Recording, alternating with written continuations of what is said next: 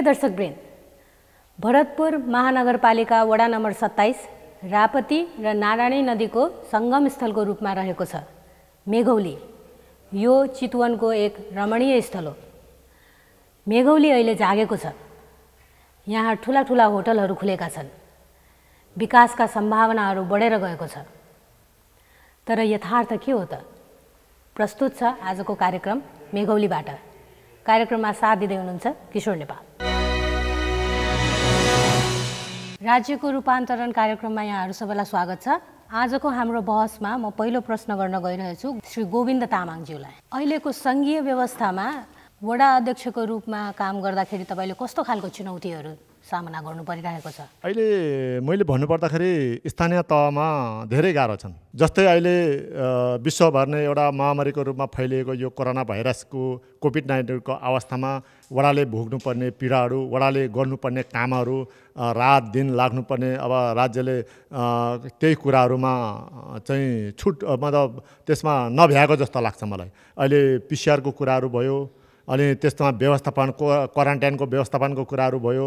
यसमा धेरै कुराहरू पनि छ भने अरू यो हाम्रो यो पश्चिम चितवन चाहिँ भरतपुर महानगरपालिकाको यो पश्चिम चितवनमा परेको यो मेघौली ठुलो नदी दुईटा छन्।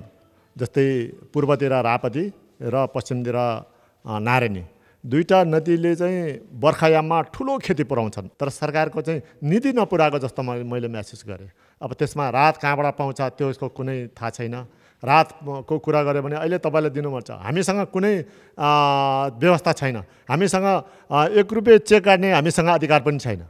अनि त्यो कसरी चाहिँ हामीले दिने? व्यक्तिगत गरे धेरै कुराहरू, तर व्यक्तिगतले सधैँ गर्नु सकिँदैन। तर अहिले त सिंहदरबार नै गाउँ गाउँमा पुर्याइएको भन्ने छ नि त अहिलेको व्यवस्थामा। मैले पनि सुनेको सिंहदरबारको अधिकार गाउँ गाउँमा भनेर चाहिँ सुरुमा चुनाव लड्नुभन्दा पहिला चाहिँ धेरै कुराहरू अब चाहिँ वडा अध्यक्ष भएर धेरै अधिकारहरू चाहिँ गाउँमा जनतालाई दिलाउन सकिने रहेछ, जनताको हात हातमा मुख मुखमा पुर्याउन सक्ने रहेछ भनेर सोचेको थिएँ। तर हिजो स्थानीय निकाय भन्दा पनि अलिकति कमजोरको अवस्था चाहिँ हामी वडाले महसुस गरिरहेको छौँ। अहिले यहाँ चाहिँ नि तपाईँ विपक्षी पार्टीको हुनु त वडामा विपक्षी हुँदैन भन्छन्। विपक्षी पार्टीको प्रतिनिधि भएको हुनाले सत्ताको र तपाईँको सम्बन्ध र कतिको तपाईँले सहयोग पाइरहनु भएको छ, त्यसबारेमा तपाईँको के अनुभव छ? चाहे यो पक्ष होस् चाहे विपक्ष होस्, सबै वडामा समस्या मैले अघि नै भनिसकेँ। जुन सिंहदरबारको अधिकार गाउँ गाउँमा भनेर आएको थियो, त्यो अधिकार चाहिँ गाउँ गाउँमा भएको भए, यो वडामा भएको भए अझै पनि यहाँको बासिन्दाले, यहाँको वडाको जनताले केही सुविधाहरू हासिल गर्न सक्थ्यो होला। जस्तै नागरिकताको कुराहरू भयो, एकदम विपद परेको बेलामा राहतको कुराहरू भयो, तपाईँको गरिबी नियन्त्रण गर्ने कुराहरू भयो। धेरै कुराहरूमा चाहिँ फरक छ। बाँकी बजेटको कुरामा चाहिँ जे जस्तो अरू वडालाई छ, अरू जस्तै हाम्रो नेकपाका वडाहरू छन्, उहाँ वडा अध्यक्षज्यूहरू हुनुहुन्छ, उहाँहरूको बराबरको हामी पनि छौँ, त्यस्तोमा चाहिँ छैन। यही सन्दर्भमा म कृष्ण भुर्तेलज्यूलाई सोध्न चाहन्छु, कसरी समन्वय मिलाइराख्नु भएको छ त तपाईँहरूले? अहिले भर्खर अध्यक्षले भन्नुभयो केही समस्याहरू छन्। यद्यपि सरकार 3 तहको सरकारको पहिलो अनुभव हो संहिताको नेपालमा, र संविधानका कुराहरू लागू गर्ने सन्दर्भमा केही कुराहरू अझै पनि केन्द्रीकृत भएको कुरा हामी प्रदेश सभामा महसुस गरेका छौँ। अहिले यो 2 वर्षको बिचमा एउटा स्पिड लिइरहेको थियो। कर्मचारी व्यवस्थापन, प्रादेशिक प्रहरी ऐनहरू धेरै विधेयकहरू पास गरिसकेका छ। 60-65 विधेयकहरू अगाडि बढाइसकेका छौँ हामीले। कार्यान्वयन लागू गर्ने सन्दर्भमा चाहिँ हामीसँग केन्द्रदेखि कर्मचारी व्यवस्थापन सोझै ढिलाइ भयो। अहिले आएर फेरि यो कोभिड-19ले गर्दाखेरि धेरै बढी छलफलहरू हामीले गर्न सकिरहेका छैनौँ। यही बागमती प्रदेश सरकार हो सबभन्दा पहिला जनतालाई राहत दिलाउनको निम्ति सुरुमै घोषणा गर्यो। प्रदेश सरकारहरूमध्ये 50 करोडको अझै आफ्नो एउटा कोष खडा गरेर सुरुमै हाम्रो यो 119 तहमा महानगरपालिकामा 20 लाख रुपियाँ, नगरपालिकामा 12 लाख, गाउँपालिकामा 10 लाखको दरले सुरुमा राहतको निम्ति व्यवस्थापन गर्नेमा यो बागमती प्रदेश सरकारले पहल पनि गर्यो। त्यस्तै अहिले यो अवस्थामा यो 13 जिल्लाभित्र जहाँ स्वास्थ्यका संरचना थिएनन्, दुर्गम जिल्लाहरूमा पनि स्वास्थ्य सेवा दिने कुराले हस्पिटल व्यवस्थापन गर्ने कुरा गरिरहेको छ।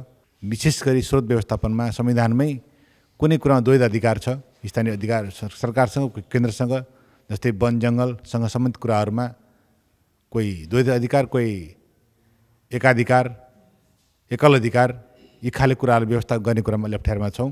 र राजस्व जुन ढङ्गले चाहिँ उठ्नु पर्थ्यो, सरकार आफैमा स्थायित्व हुनु पर्थ्यो, अहिले पनि अब हामी केन्द्रकै स्रोतको पर्खाइमा छौँ। त्यसले गर्दा अलिकति जनताको बिचमा केन्द्रबाट ल्याएर चाहिँ गर्ने हो भने किन चाहियो भन्ने कुरा नै उठिएको छ। संहिताको पनि प्रश्न उठ्नु खोलिएको छ। तर त्यस्तो होइन कि त्यहाँ संविधान व्यवस्था भएअनुसार चाहिँ हामी त्यो प्रति अगाडि जान सक्यौँ भने, आफैमा आत्मनिर्भर किसिमले स्रोत व्यवस्थापन गर्दै जान सक्यो भने भोलि यो मुलुकको निम्ति संहिताले राम्रै गर्छ भन्ने बुझाइ हाम्रो छ। अहिले यो कोरोनाको कहरले केही समय अप्ठ्यारो भए पनि भोलि मुलुकको विकासको निम्ति पर्यटकीय क्षेत्र नै महत्त्वपूर्ण कुरा हो भन्ने कुरा हाम्रो बुझाइ छ। र मेघौली क्षेत्रमा त सबै जाति जनजातिको, थारू कुमार लगायत 10-11 जाति जनजाति, ब्राह्मण, क्षेत्री, नेवार सबै जाति जनजातिको कल्चर स्थापित छ। त्यसले विदेशी पर्यटनहरूलाई के अप्ठ्यारो परे पनि नेपाली पर्यटनबाट पनि यहाँ चाहिँ मेघौलीको विकास गर्न सकिन्छ भन्ने कुरा हामीले सोचेका छौँ, अगाडि बढाएका छौँ। विशेष गरी ऐन नियममा अहिले हामीले जे अप्ठ्याराहरू छन् त्यसलाई अनुवाद गर्दै भनिएका विधेयकहरू पनि संशोधन गर्दै अगाडि बढेका छौँ। समन्वय बागमती सरकार राम्रै छ भन्ने मेरो बुझाइ छ। केही सुझाव आयो भोलि पछि कुरा राखौँला। पीताम्बर अर्यालज्यूलाई अर्को प्रश्न सोध्न चाहन्छु। मेघौलीको विकास प्रक्रिया र पर्यटन व्यवसायलाई कसरी हेर्नुभएको छ तपाईँले?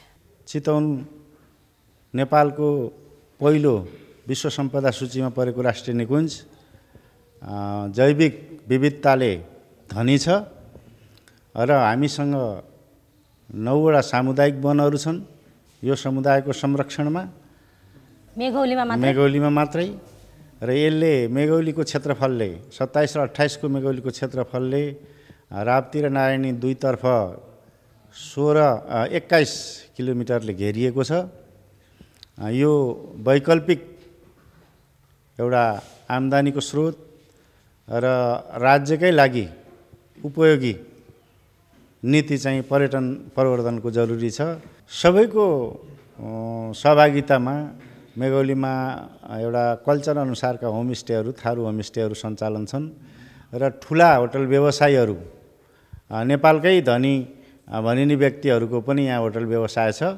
तर यसको पहिचान भनेको यो राष्ट्रिय निकुञ्ज स्थापना हुनुभन्दा अगावै टाइगर टप्स जङ्गल लजले चितवनको पहिचान दिएको थियो र त्यसको एउटा गन्तव्य र त्यो पर्यटन ल्याउने एउटा गन्तव्य स्थलकै टेरिफेरीभित्र हामी छौँ। आज यहाँ एयरपोर्ट गौचरण बढेर लम्पसार परेर बसिरहेको छ। यसलाई सञ्चालन गर्नुपर्ने अत्यन्त महत्त्वपूर्ण छ र यो आवश्यकीय जनताको लागि, मेघौलीवासीका लागि चाहिँ आवश्यक पर्यटन प्रबन्धनको लागि अत्यन्त आवश्यक कुरा छ। थारू होमस्टेको विकासको लागि तपाईँहरूले कस्तो खालको कार्यक्रमहरू बनाउनु भएको छ?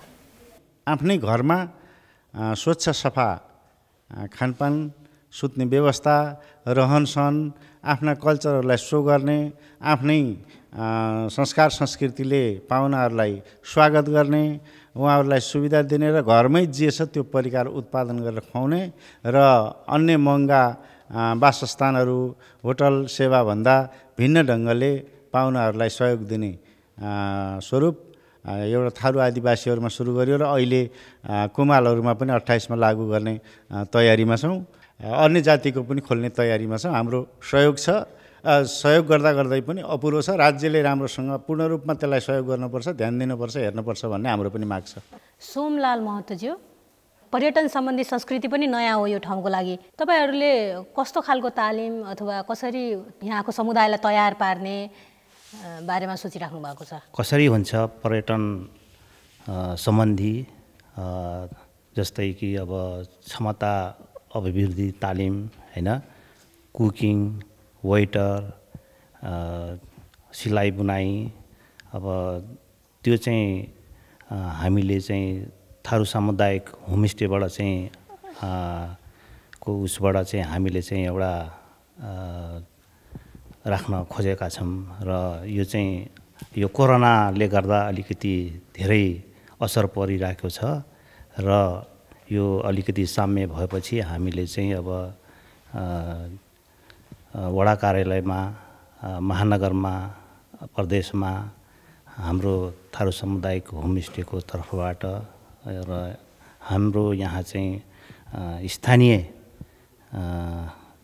उसबाट चाहिँ हामीले चाहिँ पहल चाहिँ गर्ने चाहिँ हामी चाहिँ गर्न खोजिरहेछौँ।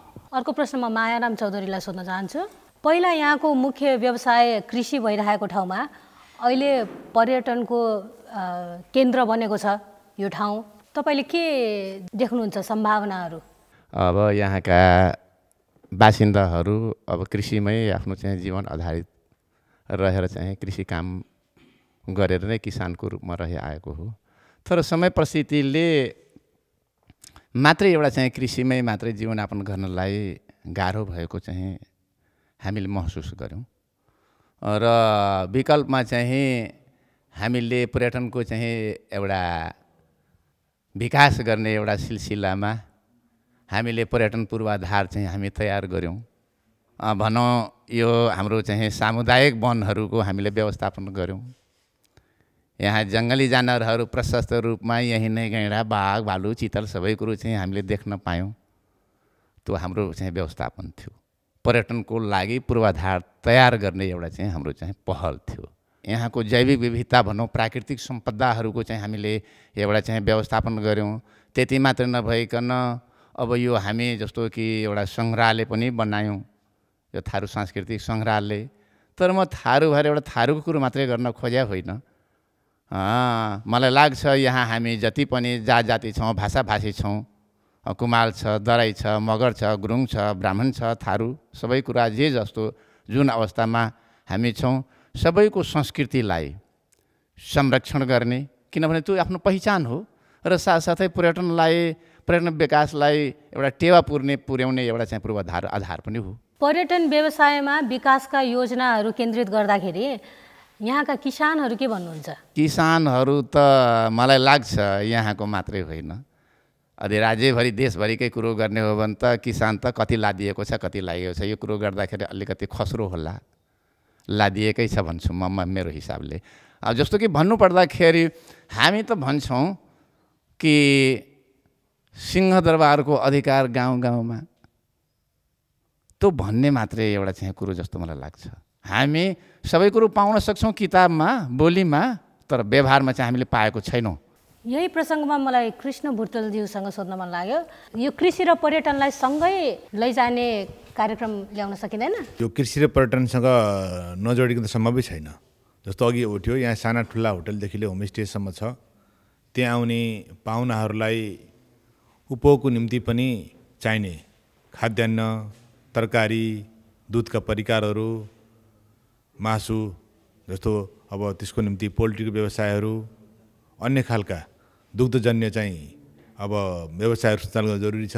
त्यसको निम्ति पनि सँगसँगै अहिले चाहिँ प्रदेश सरकारले अहिले विगतसम्म के कुरा थियो भने अनुदानको कुरा पनि थिए। अहिले आएर सरकारले अनुदानमा केही प्रश्नहरू उठे, अनुदान काम गर्नेले भन्दा नगर्नेले गयो भन्ने कुरा पनि उठे। त्यस कारणले अहिले चाहिँ प्रदेश सरकारको कृषि मन्त्रालयले ब्याज अनुदान कृषि फर्म बनाएर त्यसको निम्ति चाहे स्वदेशमा बेरोजगार भएका हुन् चाहे विदेशबाट आएका हुन् युवा युवतीलाई केन्द्रित गरेर पनि न्यूनतम ब्याजमा कृषि विकास ब्याङ्कमा 5 लाखसम्म मलाई लाग्छ 1-2% भित्र मात्रै त्यो खालको हिसाबले र अन्य राष्ट्रिय वाणिज्य ब्याङ्कबाट पनि कृषि क्षेत्रमा काम गर्ने युवा युवतीलाई आकर्षण गर्नको लागि चाहिँ त्यो काम गरेको छ, कार्यक्रम ल्याएको छ, सूचना प्रकाशन गरेको छ। त्यो प्रयत्न अहिले सुरु भएको छ। सङ्घीय सरकार, प्रदेश सरकार र स्थानीय सरकारको बिचमा समन्वयको सेतु कतै पनि देखिँदैन। के भन्नुहुन्छ? सोसियल मिडियामा आए जस्तो सबै कुरा नकारात्मक कुरा मात्रै पनि छैन। जस्तो केही कुराहरू आए अलि विकृति आएको छ, यो कुरामा खबरदारी गर्नु पनि छ, पर्ने पनि छ।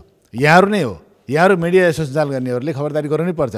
यदि खबरदारी भयो भने ती कुरा कमजोरी पनि आउन सक्छन्। 3 नम्बर प्रदेशको नाम चाहिँ बागमती प्रदेश हुन्छ भन्ने कुरा तपाईँलाई थाहा थियो?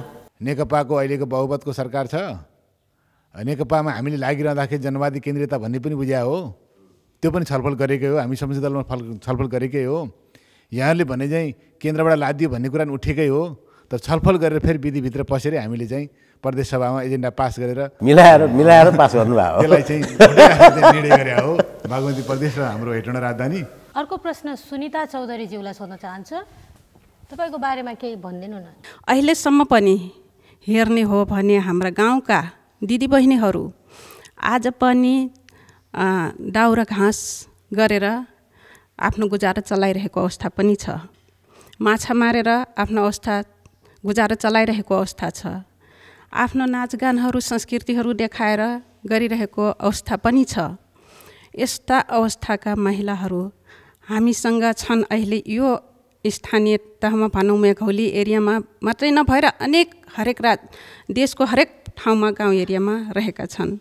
अनि अब रह्यो महिलाहरूको सिप विकासका कुराहरू भनौँ भने महिलाहरूलाई सिप दिलाउनुपर्छ, जो कि महिलाहरू त्यो सिपहरू लिएर आफ्नो परिवर्तन गर्न सक्ने, आफ्नो समाजको, आफ्नो परिवारको र आफ्नो व्यक्तिगत पनि परिवर्तन गर्न सक्ने किसिमका कुनै नयाँ किसिमका तालिमहरू महिलाहरूको लागि योजनाहरू राज्यले गरिदिएको भए राम्रो हुन्थ्यो। योजनाहरू सञ्चालनमा छैनन् अहिले? योजनाहरू अब स्थानीय तहमा योजनाहरू महिलाहरूको लागि तालिम भनेर आउँछ, तर त्यो तालिममा अब को पायो त्यो प्रभावकारी भयो अथवा भएन, पहुँच कहाँसम्म भयो हैन। अब जसलाई चाहिने हो त्यो किसिमले पाउनुपर्ने कुन किसिमका स्तरका महिलाहरू हो र कस्तो किसिमको तालिम दिलाउने त्यो छनौट त पहिला भएर जानुपर्ने हो नि त। व्यवसायमूलक कामहरूमा महिलाहरूको सहभागिता बढाउनको लागि तपाईँले देख्नुभएको अहिले सबभन्दा ठुलो चुनौती के छ त? चुनौती समस्याहरू थुप्रै छ। किनभने पहिलो कुरा महिलाहरू अब गर्न मान्दैन हैन, हामी सक्दैनौँ भन्ने कुराहरू हुन्छ, डराउँछ, लजाउँछ, बोल्न सक्दैन, पर जान सक्दैन भने त्यो कुरा छँदैछ भने त्यसले त्यहाँबाट उकासेर निकालेर अझ हामी महिलाहरूलाई त्यहाँसम्म पुर्याउनुपर्छ। मोटिभेसन गरेर उनीहरूलाई उद्योग व्यवसायतिर गरायो भने महिलाहरू एकदमै इमान्दारीपूर्वक महिलाहरूको काम हुन्छ र महिलाहरू एकदम सक्रिय निरन्तरता दिएर काम गर्ने मेहनती भएको हुनाले पनि त्यो उद्योग व्यवसाय एकदमै सफल पनि हुन्छ भन्ने देख्दछु म चाहिँ। धनवीर राज गुरुङज्यू, यो विकासको गतिविधिहरूमा राष्ट्रिय निकुञ्जले गर्दाखेरि अवरोध उत्पन्न गरिरहेको छ भन्ने सुनिन्छ। वडा नम्बर 27 को चाहिँ विपक्षको नेता पनि हो म। विकासको क्रममा सायद मलाई जहाँ तक लाग्छ भरतपुर वडा नम्बर 27 मा विकास क्रमको लागि त हामी अध्यक्ष गोविन्द तामाङज्यूलाई बिल्कुल कसैको बाधक छैन। उहाँलाई जस्तो हामीले विकासको क्रममा छोडिदिएको छ। किनभने मलाई यो लाग्छ म विपक्षको नेता भनेर अवरोधै गर्नुपर्छ, विरोधै गर्नुपर्छ भन्ने कुरा यो सत्य होइन। विकासको क्रम एउटा स्वतन्त्र रूपले एउटा योजनाबद्धले गरेछ भनेदेखि त्यसलाई कुनै अवरोध गर्ने जरुरत पनि छैन। मैले यस वडामा जथा कहिले यस्तो अवरोध पनि गरेको पनि छैन। स्वतन्त्र रूपले जथा उहाँलाई जथा राम्रोसित चलाउन दिएको छ। कुनै किसिमको गलत निर्णय, गलत किसिमको योजना पूर्ण गर्ने हामी यसको बारेमा त उजागर पनि गरिरहेको छौँ, सुझाव पनि दिइरहेको छौँ। यस बेलामा अहिले जस्तो विपद कोभिड-19ले गर्दाखेरि हाम्रो वडामा केही कुराहरू हामी राख्न पनि नपाइकन वडा परिषद जस्ता भयो। तर यसमा जस्ता हामीलाई कोही गुनासो त छैन। फेरि पनि हामीले कमसेकम एउटा विपक्षको नेताको हिसाबले पनि सोधे भए राम्रो हुन्थ्यो भन्ने मलाई लाग्छ। विकासको क्रम राज्यको रूपान्तरणको लागि जस्ता म के भन्न चाहन्छु भनेदेखि एउटा मिसाल छ। तपाईँको 2051 साल एमालेको 9 महिना सरकारको बिचमा एउटा आफ्नो गाउँ आफै बनाऊँ भन्ने एउटा नारा थियो। त्यो नारालाई फेरि दोब्रा अपनाउनुपर्छ जस्तो मलाई लाग्छ। किनभने आज समय परिवर्तन हुँदै आयो, मान्छेहरू लेखापढा हुँदै गयो, एउटा सजग पनि छन्। फेरि पनि यो कुराहरू मैले नबुझे जस्तो लाग्छ। किनभने हामीले हाम्रो कर काटेको छ, हाम्रो सम्पत्तिबाट पनि कर लिएको छ। तपाईँले हामी किन गर्ने? आफ्नो घरको सामने विकासको लागि जस्तो ग्राभल थुप्रै छ, त्यसलाई समाउने काम मान्छेले हात लगाउँदैन। त्यसले गर्दाखेरि विकासको क्रमहरूमा अवरोध आएको छन्, मान्छेहरू ढिल भएको छन्। त्यस कारणले जस्तो आफ्नो गाउँ आफै बनाऊँ भन्ने एउटा अभियान फेरि सुरु नगरेसम्म सायद यो रूपान्तरण हुनेवाला पनि मैले देख्दैन। गोविन्द तामाङज्यू, यहाँ राष्ट्रिय निकुञ्ज र विकासका भौतिक पूर्वाधार निर्माणको बिचमा कस्तो खालको अप्ठ्यारो? यो राष्ट्रिय निकुञ्जले जति पनि त्यो स्थानीय तहमा बौद्धिक पूर्वाधार विकासमा चाहिँ त्यस्तो अप्ठ्यारो परेको चाहिँ छैन।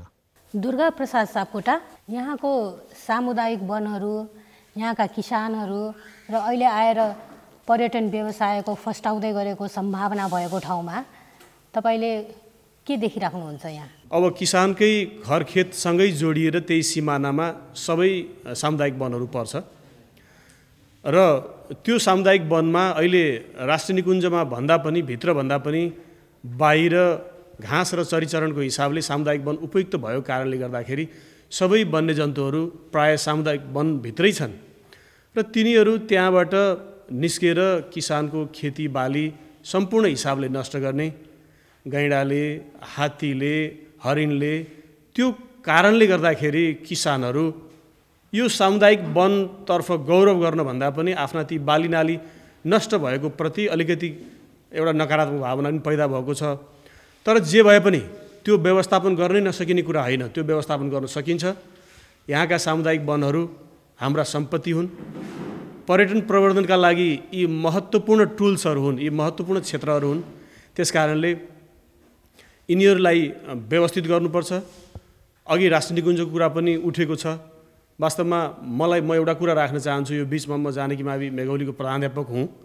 मैले नबुझेको कुरा, राष्ट्रिय निकुञ्ज संरक्षणको नाममा हामीले अधिक संरक्षण मात्रै गरेका छौँ कि?